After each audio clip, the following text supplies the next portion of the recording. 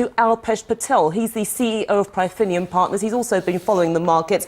Let's start first, Alpesh, with Spain. Now, there was a rather disturbing report that came out from the central bank that the problem loans have actually touched an all-time high. You're looking at around £146 billion stemming from this property glut.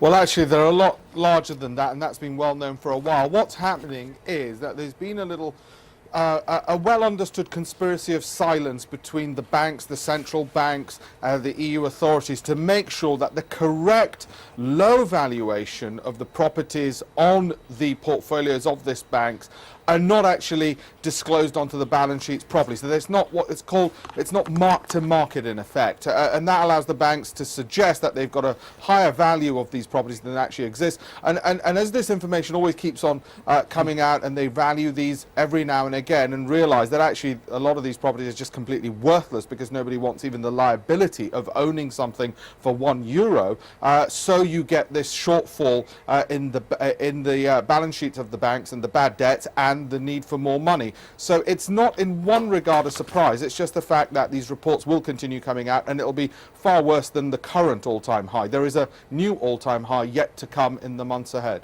OK then, I did actually mention commodities at the start of my market wrap. I want to focus on one stock in particular, and this is the platinum miner Lonmin. It made the news earlier in the year for all the wrong reasons. This was the violence at the mine in South Africa, Marikana. Why is it making the headlines today? What has it done that investors are pleased with? Well, to some extent, at least there's been a turnaround. As you say, this issue of violence, which I covered on the news before, on the news stories, at least that's put behind it. And now there's actually more prospect, both in terms of corporate governance, more prospects in terms of profitability and new platinum line discoveries as there were. So there's a whole slew of, I mean, in one sense, things couldn't have got worse when you consider that the South African authorities, alongside the Lonmin executives, were essentially tantamount to being accused of corporate murder as a result of some of the people that had been killed. And so this slight turnaround, anything would have been positive news. OK then, Alpesh Patel, we'll have to leave it there. Thank you so much for joining us.